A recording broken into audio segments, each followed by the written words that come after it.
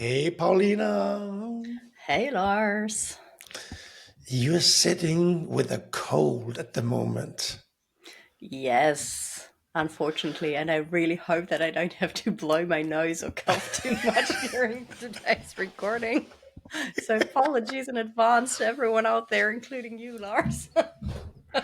But you wanted to do the episode still, right? You didn't want to postpone it because it is, like we said last week, one of our favorite topics, if not maybe the favorite Yes, topic, right?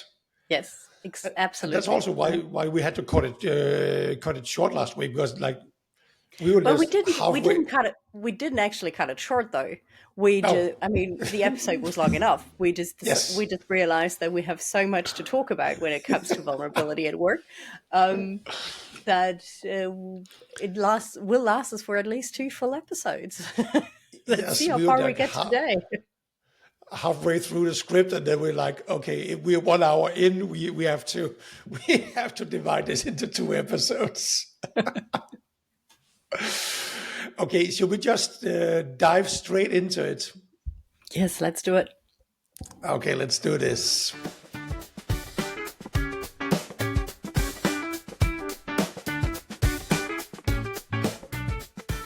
Hello, everybody, and welcome back to Cultures from Hell. My name is Lars, and like I said, or we talked about just before, today is the second episode about one of our favorite topics, most misunderstood ideas in leadership, vulnerability. And as always, to help me break this down, I am joined by Paulina, co-host and co-founder of the Culture Code Foundation, and our resident expert on everything about company culture. Paulina, we're just going to dive straight into the deep end because we already talked about for 1 hour, right? Yes, and for all of our listeners out there, so in part one of this topic from last week, basically, we discussed a lot about the definition of vulnerability at work and what really is important when it comes to leaders, how they can show up and how they can show their vulnerability. So please go back and listen to that episode because it's going to give you a lot of the background. Exactly. Like you can listen to this episode just on your own if you want to, but please go back and listen to, I think it's episode 36, if I'm not mistaken. Yes. Yes. Oh, Yes. we're getting close to 50 now. Yeah, a couple of more weeks. Yeah, Yeah, a couple. couple of more weeks. That's one of my all time favorite mistakes in English. Every time I say a couple, I mean a few, and English mother tongue speakers will understand too. So no, I'm very aware that 37 is not two away of 50. That we will still have to be recording for 13 weeks, but. You do know that only 10% of all podcasts that goes live survive episode 20. You said that before, and I find that insane. I mean, I know so many podcasts that have like 500 episodes and more, and just to fathom the fact that there must be millions of podcasts out there, if that is the fact, it's mind blowing that anybody finds our podcast. But they do. They Yes, do. Because we're fortunately. two wonderful people just talking about great topics. Yeah, I feel like that. Okay, let's okay, we are going way off script here. Paulina, okay, let's just continue where we left off last week. What forms of vulnerability actually strengthen leadership? Yeah, that's a very, very good question, Lars. So, for me, the most important one is admitting uncertainty. Because, especially in these times, leaders will come into so many situations where they don't really know what's going to happen because the decisions haven't been made yet, right? Yet tend to be rumors flying around in an office, and people question you about that. And then you usually have the option of inventing something or lying about it, which could be the same as inventing something. And I prefer clarity and total transparency in those kind of moments where you actually say, I don't have the answer yet, but I'll figure it out either for you and I will give you the answer as soon as I have it, or let's figure those answers out together. Because the uncertainty, admitting uncertainty doesn't only happen, obviously, in times of organizational change, but they can also happen on very factual topic, right? Like I've been a sales leader basically for the last 10 years, and still I didn't always have every answer. And I could have pretended to have the answer or just bullshit my way through my career. And I think you remember that, Lars. I would, if I didn't know, I would admit that very, very openly and say, okay, let's figure it out together. Let's find a way together. So that's the most important one. The second one that I really think is a good way of showing vulnerability is really naming a feeling. And I know that this is very, very difficult because most of us have been taught to distance yourself from your feelings, especially the negative ones. And I've met super many people, both men and women, that are simply incapable of naming what they are feeling in a given moment. And I think it is extremely important on a overall level for all of us to get better at that, to not say, I feel shitty, but to say something like, I'm frustrated. And I'm frustrated because this matters to us as a team, to our relationship between leader and IC, or whatever it can be, right? And the third very, very important part is sharing a learning moment, because those situations really open up for others to also speak about mistakes or their learning moments. So I would say something like, last time I rushed a decision like this and it completely backfired. So I've learned to take a little bit more time, to investigate a bit more, to collect a little bit more of data before I make a decision. That's what sharing a learning moment can look like. And all three of those, so summarizing, sharing a learning moment, naming a feeling, and admitting uncertainty, none of them make you look weak, but actually show that you care, that you are very aware of what is going on within you, and open up the possibility for your team to do the same. Let me, and thank you for that, but let me just put a comment to the first thing you mentioned, where you said like, hey, I don't know that, let's figure it out together, right? So besides of showing vulnerability, in my personal experience, it also creates kind of a bond with other people. Absolutely. I've actually used it when somebody comes to me and say like, hey, I have a question, and I might even know the answer to the question. Then I might I'm going to do this in quotation marks, might lie and say, I am uncertain about that answer, but let's figure it out together. Because it also creates a bond with that person, right? And you don't come off as like the all-knowing boss type, right? Absolutely. Absolutely. That is one effect of it. So you're creating a bond, beautiful moment.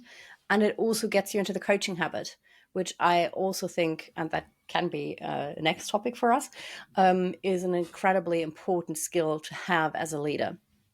And to not just provide the answer to everything, but to help your people get in a position where they can start finding the answers for themselves.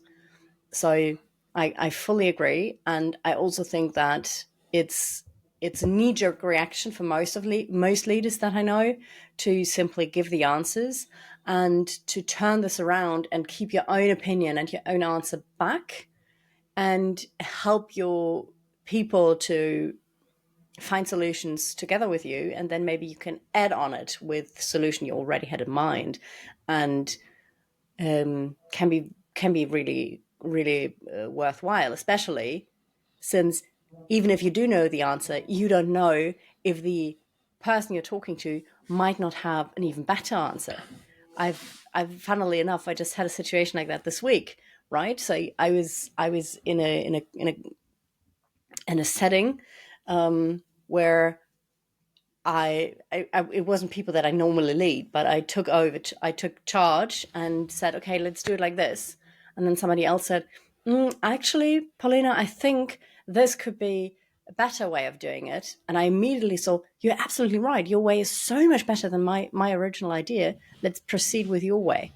And if I had opened up the question, who has ideas or who already has an approach how we can solve this, then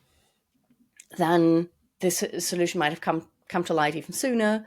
Or if she hadn't trusted me enough to speak up, then we would have gone with my way, which would have sucked. Seen from hindsight, right? So yes, absolutely. This part can be extremely powerful in a multitude of ways. And if we want to like give somebody out there like a concrete advice on this topic, what would be a, let's call it a small vulnerability habit leaders can start with already tomorrow or today? Yeah. So you can simply try to remember to include small little sentences into your everyday life. And I'm a huge fan of just putting a little post-it on your laptop, for example, or on your screen or in your notebook to give you a little reminder to think of those kind of things. And the easiest one, I think, in a team setting is always to say, I will go last. I want to hear your perspectives first. That is super simple to put into motion. Another one when it comes to naming feelings can be to say something like, this makes me nervous, but I believe it's worth it. And another really, really simple one that doesn't go too much into outside of the comfort zone for most people is setting very, very simple boundaries. For example, I won't reply to any emails after 7 p.m. because those kind of boundaries send a powerful signal of self-respect and also open up for your team to say, okay, if my manager doesn't respond to emails after 7 p.m., then it's okay for me not to do so either. And what would be an example of fake vulnerability? I think we see this way too much these days, right? Because vulnerability is such a buzzword that everybody thinks is critical to portray, but very few people actually do well. And for me, this fake vulnerability is actually kind of a disease. And if you go on LinkedIn, every second or third LinkedIn post that you will see says something like, look how broken I was, and now I'm a 6-figure founder, blah, blah, blah, right? So that is something that I definitely cluster as performative vulnerability or fake vulnerability.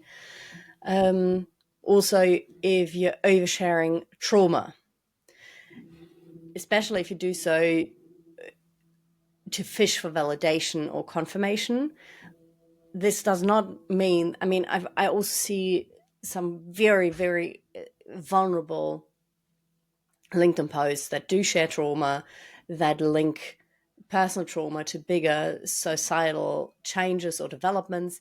That is not what I mean, right? It is about this performative thing saying there was something wrong with me, I fixed it, and now I'm a superstar. This tripod of storytelling is something that I see a lot, and that I feel is actually sending the wrong signal to everyone out there, because it sends the signal that every single person out there, except for me maybe, can turn their trauma or their problems into 100% success.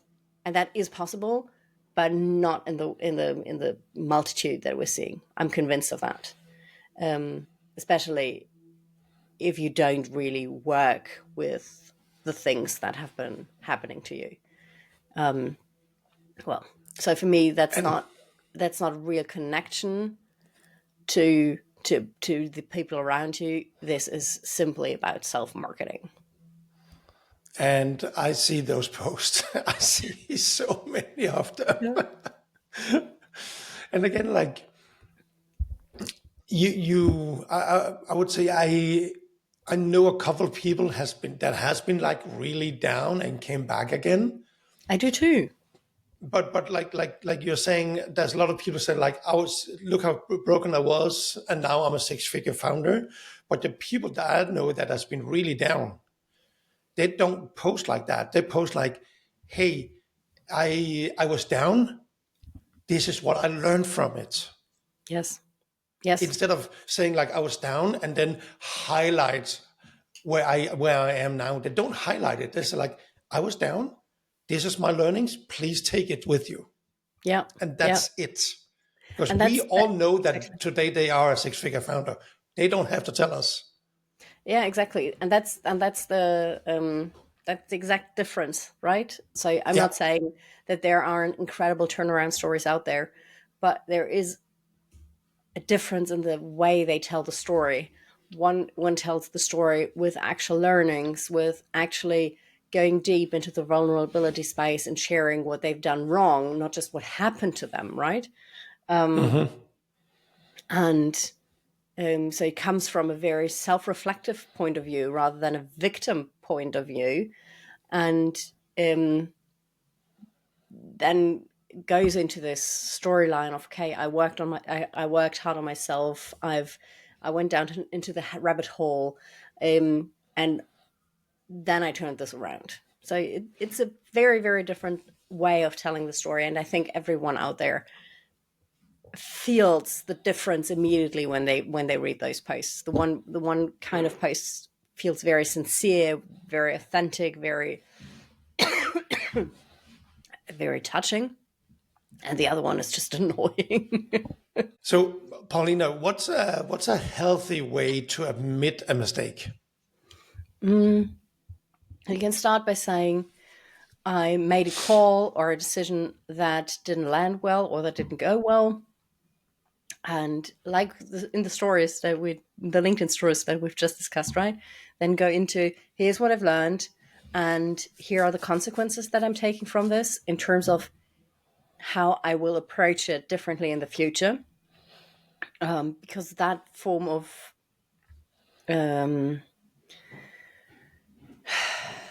storytelling, in a way, because it is what it is. It is kind of telling a story, right? So that owns the impact that your action had. It shows your reflection, and it models accountability. And we've been down this road before, right? Without your accountability and changed behavior, admitting a mistake or apologizing for anything doesn't matter anything to your people, because the accountability and the changed behavior is the actual consequence that you adopt. And then how can leaders stay human during tough conversations? I would definitely suggest to start with context instead of control. So, for example, by saying, here's what I'm seeing, and here is why it matters. Or, this might be hard to hear for you, and I want you to know I've thought very carefully about it. This kind of language signals presence and awareness of the impact of your words and doesn't increase anxiety. And that's why I really like this kind of frame. And can you give us a strong opener for emotional expressions? Mm-hmm. Yeah, I would go with multiple things that you can use. So one of my favorite ones is saying something like, I'm sitting with some discomfort here, and I think it's really important that we name it and that we bring it out into the open.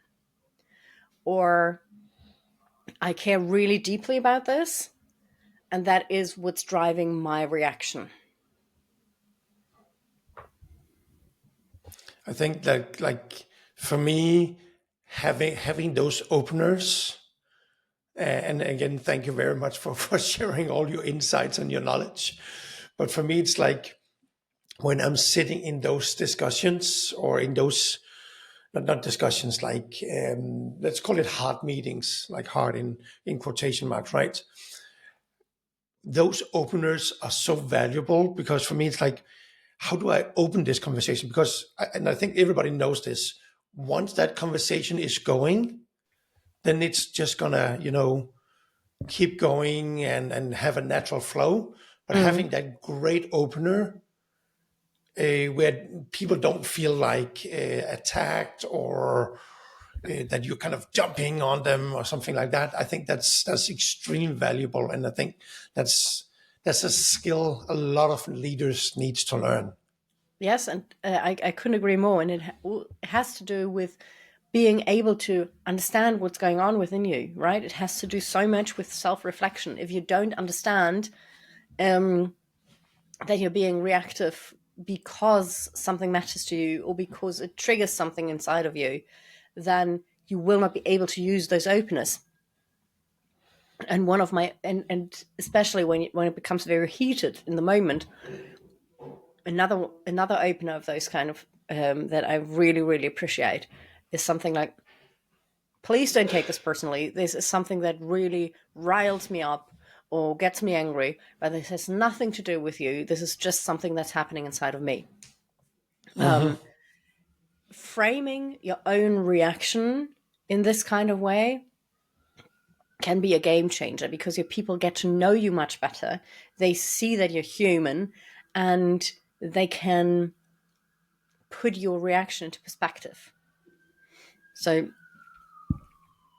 I can only appeal to all of you, be very, very aware of what's going on inside of you and use regular self-reflection techniques to understand those patterns and to understand those kind of triggers that you're using. Or not using, but that drive you. 100%. Okay, Paulina, let's get more personal now. Yes. What's a moment when vulnerability changed everything for you? Clearly, when I first started telling the people that I was leading that I'm a highly sensitive person, I used to hide that fact from my teams because I thought it was a weakness. Um, and I thought it was a weakness because it makes me very prone to overexerting myself. I don't know if everybody out there knows what being a highly sensitive person means. At the end of the day, it means that I process about 60% more visual and auditory signals than a normal person, putting normal in quotation marks, right? So I always, and obviously that led to overwhelm quite easily because there is so much information just going into my brain. And over time, I understood that this can actually be a superpower, especially as a leader and especially in sales, because it means that I get a very strong feeling for what's happening in a room very, very, very quickly. I can really, I can be highly empathetic because of that, both towards customers and my team members, because I tend to sense that something's going on within them before they actually have realized it themselves, because I have this super highly tuned antennae. Antennae? You know what Antennas. I mean? I know what you mean. So once I had realized for myself that this was a superpower, I thought it is also really important to let my team in on this. And I started to, I think at Solvemate, I think you guys were the first team that I ever communicated this to. And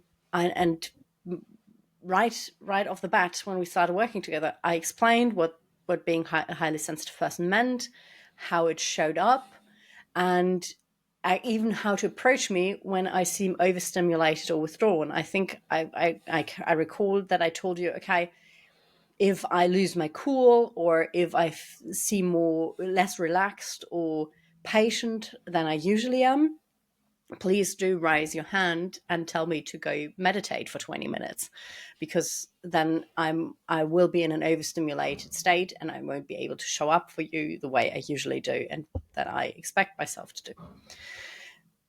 And at the beginning, I was really terrified that you guys would see me as fragile or as a little bit insane, maybe. And I would love to hear your perspective on that situation. But I recall, and I've done it with other teams since then, and usually the reaction was that people would thank me for it, for this openness. And it definitely shifted how we collaborated, because I realized that being this vulnerable very, very early on and sharing something extremely personal was like a booster for trust. It built a solid foundation for trust immediately with all the teams that I've shared with, except for one situation, to be honest. One IC of mine, he interpreted this explanation as me being able to read his mind, and that really scared him. And so with him, I had to take extra time to explain, okay, that's not what I meant at all. It's just that I can sense things very, very quickly. And then we got over that hump as well. But overall, the reaction was very positive and a high road to success, to trust, because it made unspoken things visible. It preempted worry or insecurity about a reaction of mine that I maybe not have been able to control at a later point, and that really changed everything. And then, like you said, you wanted my perspective on how you came in as a leader in Soulmates, and then from a personal perspective, I like it when people are just open and honest about everything, because then I don't have to I would also say I'm sensitive in the way that I over interpret things. So if a leader don't speak to me, or my girlfriend don't speak to me, or a close friend or whatever, then all these negative things can come into my brain, right?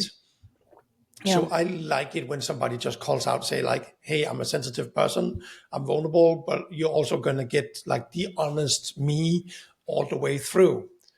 But that being said, and this is only my perspective on things, I think also as a leader, or it could also be in a relationship towards friends or boyfriend, girlfriend, or whatever, I think there's also a point of being oversharing too soon, if that makes sense. It makes sense, yeah. Where maybe you shouldn't in the the first time you meet people saying hey, before we just start talking, I just want to share how I am as a person, right? For me, that will be too much information. and that would actually be showing too much vulnerability. And I know that it sounds stupid based on this conversation we have, but that would actually have a negative effect on me, But because I would perceive that person as somebody who wants too much attention too fast. okay.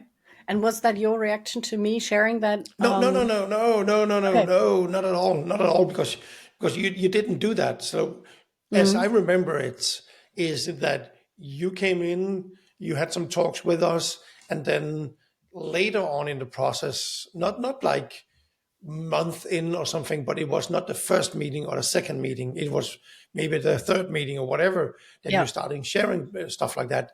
And like I think you said that also early on in this episode here, like start by saying, I want your perspective on things, right? So you started like, hey, Lars, or hey, Kelly, or hey, Spotty, tell me about you. Like, Yeah. how are you as a person, right? Before you came in and said, like, hey, I'm a highly sensitive person. And that's what I mean about this whole rant here is like, shine your light on everybody else before you shine it on yourself. Yeah.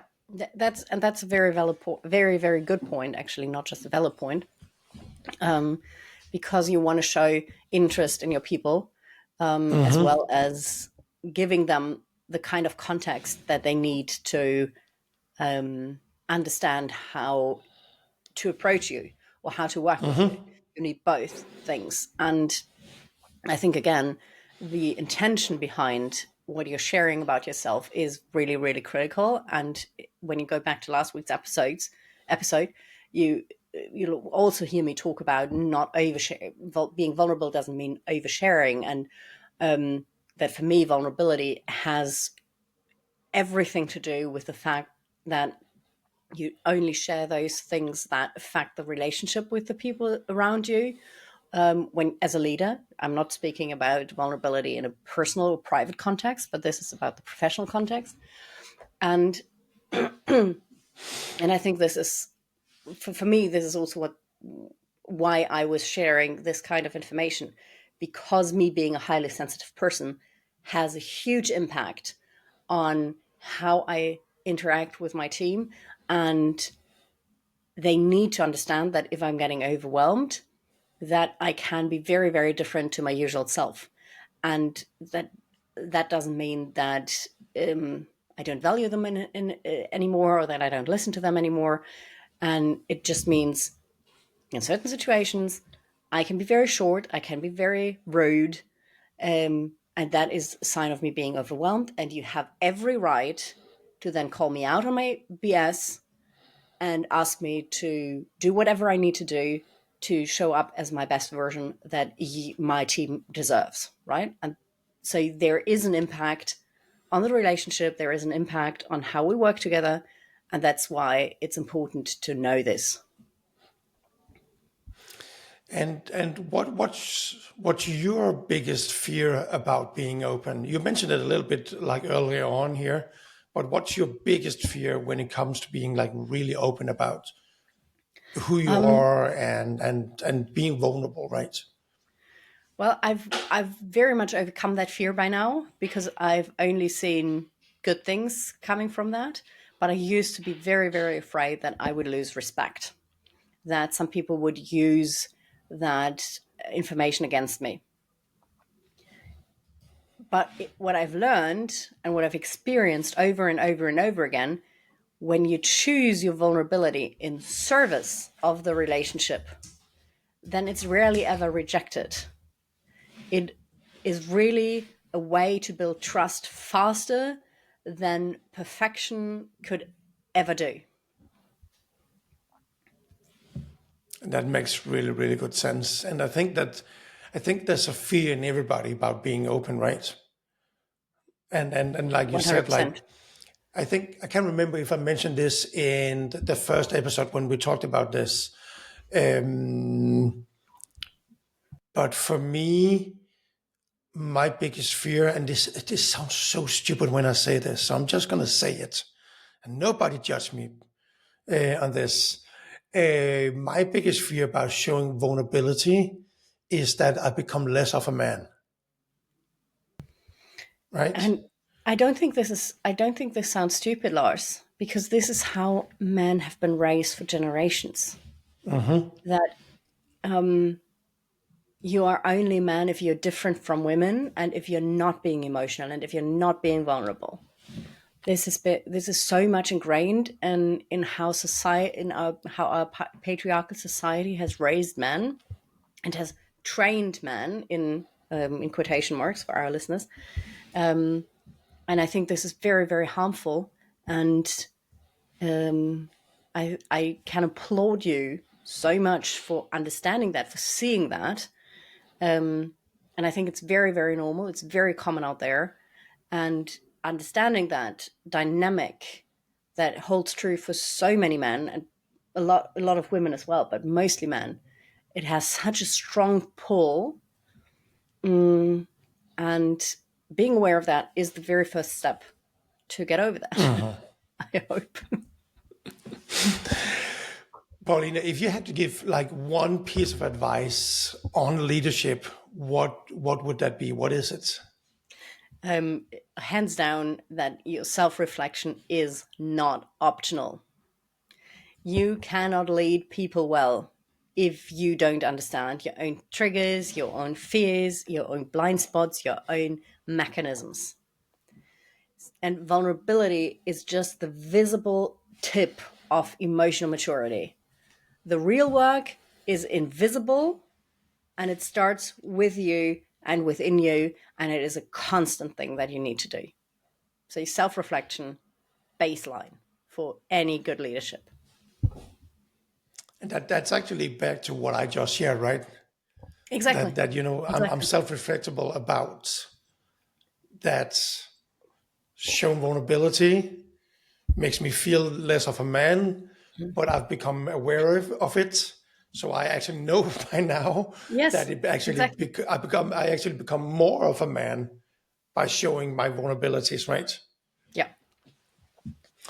Okay. And a healthier man. Yes, mentally a healthier man and a girlfriend who loves me for it. Yes. Yeah. Why is vulnerability a competitive advantage? Especially in these times, and I think this has been true for the last 5 years, we are leading in ambiguity. And people don't trust institutions anymore. They trust human beings. And vulnerable leaders tend to adapt faster, build loyalty faster and deeper, and therefore navigate change with less attrition. And from my perspective, therefore, true vulnerability in the way we've described it and discussed it, it's not a nice to have for a leader anymore. It's survival. It's need to have now. Yes. And what's let's talk about like trends when it comes to leadership. Like what trends make you excited or worried on the other side? What excites me is I see more and more people. I mean, I see two trends. On the one hand, I see more and more people using emotional growth and really investing in their self reflection and also transferring that into the business part of their life. Obviously, there's also the other trend, the complete other trend to stop being vulnerable at all, and actually blaming vulnerability as something that, and empathy as weakness, right? So going back into the Middle Ages from my personal perspective. And but when it comes to using vulnerability, I'm worried about people that are using empathy as an excuse to avoid the hard calls. And I want to be very, very clear. Empathy without clarity creates chaos and creates underperformance.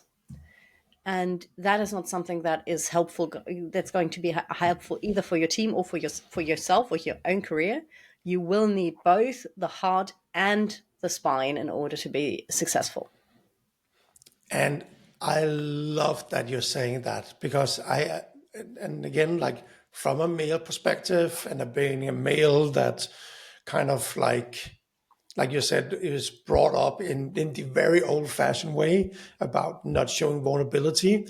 When I hear, let's again in quotation marks for everybody just listening in, when I hear about too much vulnerability, or I hear it too much, I just like, but we don't have to be like soft all the time. Sometimes we also have to show those hard calls, right?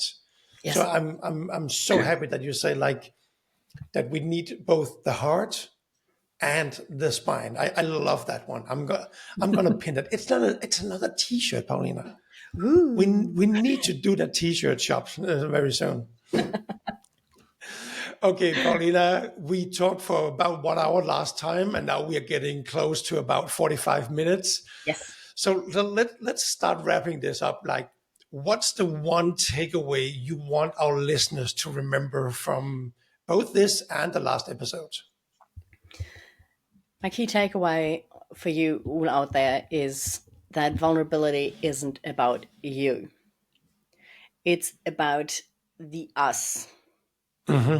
So you and your team, for example, share what moves the relationship forward and stay out of the emotional spotlight if it does not move the relationship forward. And is there a question, like, again, we have been talking for about 2 hours now, right? Is there a question about this that I should have asked you? Maybe how to practice vulnerability when trust is already broken, because that is the real test. Showing up in a vulnerable way, even when it's not reciprocated yet or anymore. And my answer to that question would have been apologize, own what you've broken, and change your behavior in order to show accountability and true remorse. Thank you very much for that. Paulina, almost 2 hours talking about vulnerability. I'm pretty sure we're going to pick this up again in the future again, right? We're not sure done we with will. this. Okay, before we let our listeners go for this episode, please enlighten them. Where can they find you? How can they reach out to you? And if somebody wants to be on the show or share the story on the show, how can they do that? Yes. So as always, we will put all the social media handles in the show notes, and you can find both Lars and myself on Instagram or on LinkedIn. You can also find the Culture Code Foundation on LinkedIn and on culturecodefoundation.com. And I have some exciting news to share. You can now join our most popular programs as an individual. You don't have to wait until your organization decides to work with us. You can book our courses directly on our website. And you obviously can speak to your employer if they're going to pay for it. But I'm really, really excited about opening this up for individuals as well, because I do know that not everyone out there is working in an environment where the company or the CEO will work on those topics. So, and in terms of self-reflection, we always have the opportunity to grow ourselves. And that's going to be the salesiest CTA call to action that you're ever going to get from me on this show. But I love it. And again, like, I don't get paid for this. So I don't have any interest in promoting you guys. But I actually love this because, like you're saying, somebody might be listening to our shows, and sitting there and like, oh, but I want to implement this into our company. But, going to my manager or leader or CEO and asking for money for this, blah, blah, blah. They're not like into all of this vulnerability or culture in the workplace and so on, that they can actually go and join themselves now, and then they can kind of sneak it in the back door, right? Yes, exactly. Yes. I love it. That's the kind of viral change we want to see. Exactly.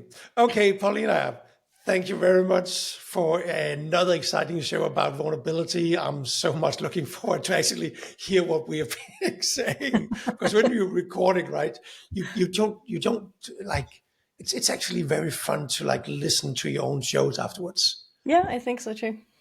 So, Paulina, thank you very much for Thank you, today, Lars. and to all our listeners out there. I will see you, or we will hear from you the next time on Cultures from Hell. Have a great day out there. Bye, everyone.